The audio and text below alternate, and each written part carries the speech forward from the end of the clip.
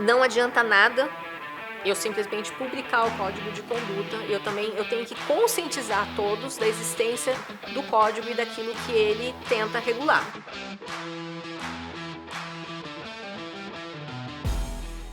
Nessa aula, a gente vai tratar sobre os aspectos éticos do conselho e dos conselheiros, aspectos legais, responsabilidades e riscos jurídicos e compliance, ou seja, é bastante coisa, mas são tópicos relacionados, por isso que a gente acabou deixando nessa aula toda, né? Bom, e para falar de aspectos éticos, antes de falar de aspectos éticos, a gente tem que entender, primeiro, o que é integridade. Então, aliás, a gente vai falar sobre integridade, moral e ética, né? Então, vamos começar pela integridade. Integridade tem a ver com a convergência entre palavras e ações, né? Então, uma pessoa íntegra, ela faz o que ela fala, o que ela pensa, e sempre galgada pela ética. Por isso que agora a gente vai falar da moral e da ética, né? A moral, ela envolve a tomada de decisão individual em relação a um caso concreto, a partir de um princípio universal. Já a ética, ela é a busca coletiva da harmonização das relações com base em princípios que valem para um determinado grupo. Então, ela vai exigir respeito a quem você conhece e quem você não conhece. Então, moral é uma coisa mais particular, né? Cada um tem a sua própria moral, vamos dizer assim, e vai com base em princípios universais que a gente aprende, enfim, desde pequenininho. Já a ética, ela tem uma questão mais coletiva, ela não diz respeito só ao indivíduo, ela vai regular, vamos dizer assim, a nossa conduta, e buscando justamente essa harmonização das relações. Então, a gente fala que a ética é do grupo. E por isso que a gente, dentro de um determinado grupo, a gente sendo um grupo pequeno, que a gente conheça todo mundo, seja um grupo grande, que a gente não conhece todo mundo, né?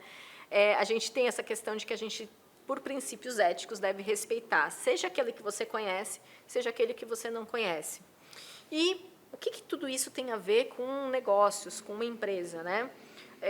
A empresa, ela deve buscar agir, né? Ela deve buscar com que os seus colaboradores, principalmente, eles ajam de forma íntegra e de forma ética.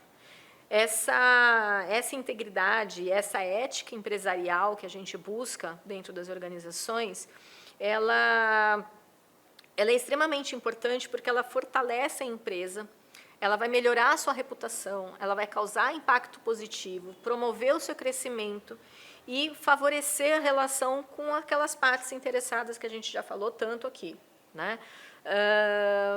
Então, a gente então procurar,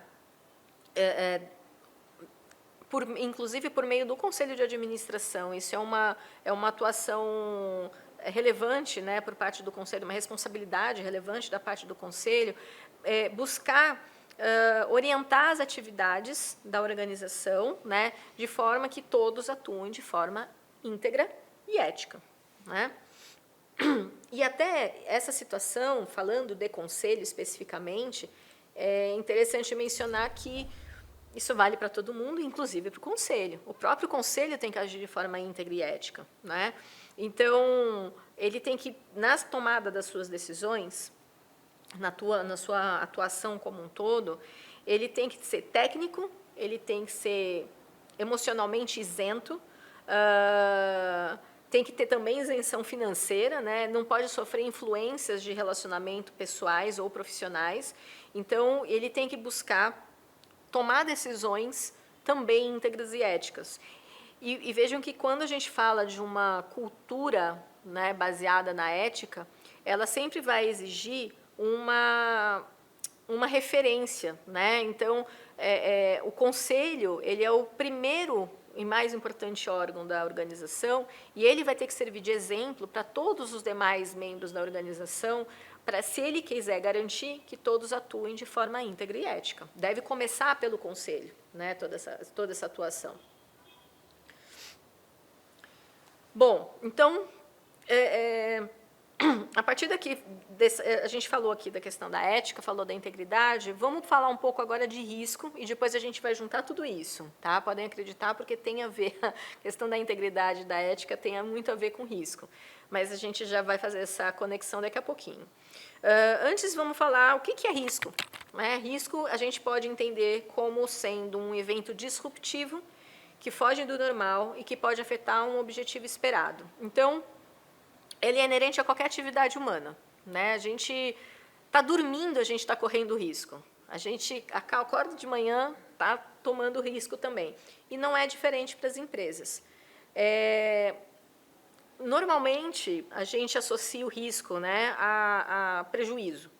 Mas o risco, ele, da mesma forma que a gente já viu quando abordou o tópico sobre o ESG, ele pode causar impactos positivos como negativos. Se traz impactos positivos, a gente vai ter que pegar esse risco e fortalecer, reforçar esse risco. E aí, se trouxer prejuízo, a gente tem que tratar esse risco. E a gente já vai ver como que a gente trata riscos aqui, né? Como que a gente trabalha a questão da gestão de riscos dentro da governança.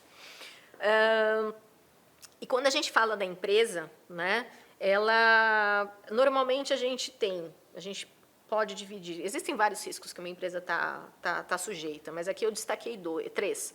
O risco operacional, de uma forma geral, a operação em si toda tem riscos. Então, eu vou ter riscos quando eu vou fazer a divulgação de uma determinada campanha publicitária. De repente, aquela campanha pode ser mal vista, é um risco que eu tenho. Eu tenho riscos se eu tenho uma fábrica, né, se é uma empresa que tem uma fábrica, eu tenho riscos operacionais dentro da fábrica, pode ter algum tipo de acidente de trabalho. Eu tenho risco operacional, de repente, no envio do meu produto para o meu cliente, em questão de logística, ele pode ser roubado, enfim. Riscos operacionais são vários.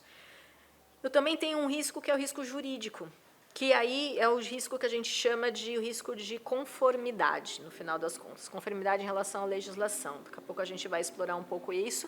E também os riscos de compliance. E aqui é que entra o link com a integridade. Quando a gente fala de riscos de compliance, eu estou falando de riscos de integridade. Que tipo de oportunidades ou prejuízos eu posso ter em relação a determinada atividade e que pode me gerar um determinado risco associado à integridade. Podemos falar aqui expressamente, né, de casos de pagamento de propina, de envolvimento de empresas em corrupção. A empresa que trabalha pagando propina, que trabalha, né, sobre uma cultura de corrupção, vamos dizer assim, que também existe isso, não devia, mas existe, ela não é íntegra, ela não é ética. E, invariavelmente, ela está correndo um risco muito grande de sofrer penalizações, de ter problemas, né? E a gente viu isso acontecer com a Petrobras e as várias construtoras que operavam junto da Petrobras por meio da operação da Lava Jato.